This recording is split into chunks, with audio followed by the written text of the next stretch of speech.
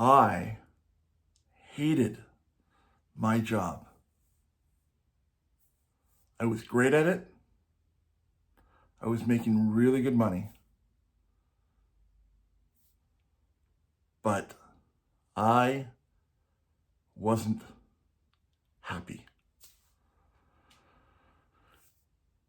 While I was working for this company, I started doing stand-up comedy because it was a huge passion of mine. We grew up with a lot of humor around our house, and I loved humor, but I knew from doing comedy for 6 years that I loved money more than stand-up. I got to work with Robin Williams and Norm Macdonald and Jim Gaffigan, tour the country, tour the States. In the last year, I made almost 6 figures. 5 is close to 6. So I was at our company's biggest event of the year. It was the annual awards gala in Las Vegas. And every year they gathered salespeople from around North America, over 3,000 people at the Bellagio Hotel. There was training, networking, entertainment, shall we say.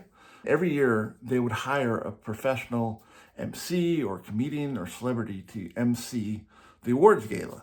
And I don't know if you've ever been to one of these conferences. I'm not sure what the budget was for this event, but the house band was Mr. Lenny Kravitz. And the number one salesperson in North America walked away with a brand new Porsche. Literally. That was the award for being the top salesperson. So there I was at this massive conference. There's over 3,000 people in the grand ballroom at the Bellagio Hotel. I'm sitting at the back of the room with some new friends I just met. They didn't know much about me. I didn't know much about them.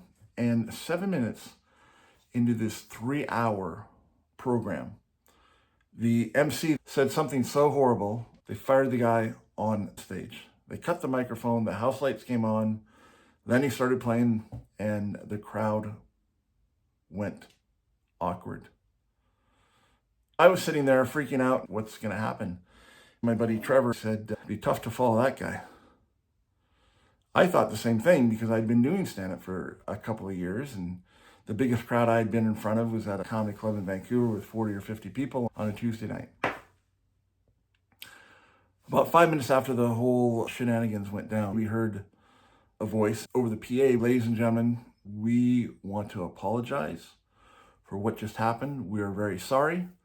The person has been removed from the building. We are going to restart the whole evening, the whole event in 15 minutes. So please accept our apology. And if anyone knows where Greg Kettner is, we need to talk to him. I froze. I didn't know what to do. I certainly didn't jump out of my chair and go running backstage. Nobody knew, other than Trevor, that I did stand-up comedy. And I didn't say anything. 5 minutes later, they said, seriously, if anyone knows where Greg is, what blackjack table he might be at, or his cell phone number, please have him get a hold of us. Trevor stood up and said, hey, this is my friend Greg.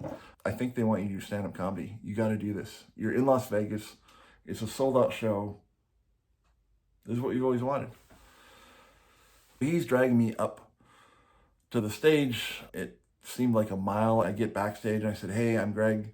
I hope I'm not fired. We heard you're a stand-up comedian, and we need you to save the day and go out and do 50 minutes of stand-up comedy while we get this program restarted. At that point, I couldn't think of my name or any of my jokes. I was just like, this is crazy. They're wiring me up with a lapel mic, which I'd never had before. There's a royal, massive blue curtain in front of me. I was standing on the steps, freaking out. And my friend Steve Lucas walked out, introduced me. He didn't really do me any favors because he told the crowd, hey, look, again, we apologize. We're sorry. Let's get the show back on the road. Lucky for us, one of our very own salespeople is a very funny stand-up comedian. I turned around to see who he was talking about because I was in sales, but I was not sure I was a very funny comedian. So he introduced me. I stumbled out onto this massive stage in front of 3,500 people, blinding lights, and a standing ovation. Hadn't even said a word, but I was there to save the day. I found the middle of the stage. I looked around the audience and said, hey, I'm Greg Kettner and I can't do any worse than the last guy. And right there, I had them. We connected. Everybody knew what was going on. I took a dig at myself and it changed my mood and it changed the room of 3,000 strangers. So I was telling stories about work and I had a couple of fart and poop jokes, which weren't offsides. I looked down at the clock and it was at 13 minutes. I thought, I'm in sales. I didn't make club this year. I wonder if I can go on the cruise ship, which was a $10,000 cruise for you and a friend. I started my sales pitch and I said, hey, I'm in government sales. Obviously, I'm not going to win the Porsche. I didn't hit my number to go to club, but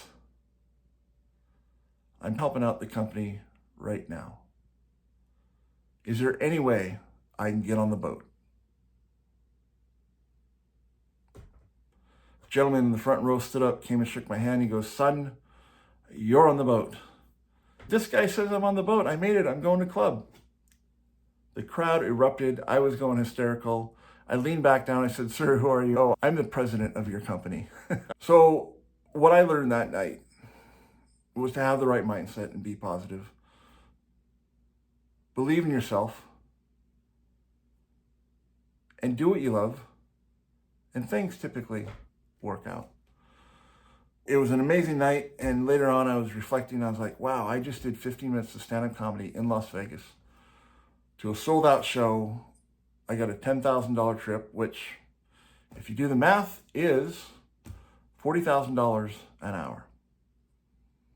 2 weeks later, I was back in Vancouver working for a burger and a beer. I learned how to work happy. And ever since then, I've dedicated what I do to help other people work happy, because when we're happy, we're more productive. We have less stress. And we have better mental health.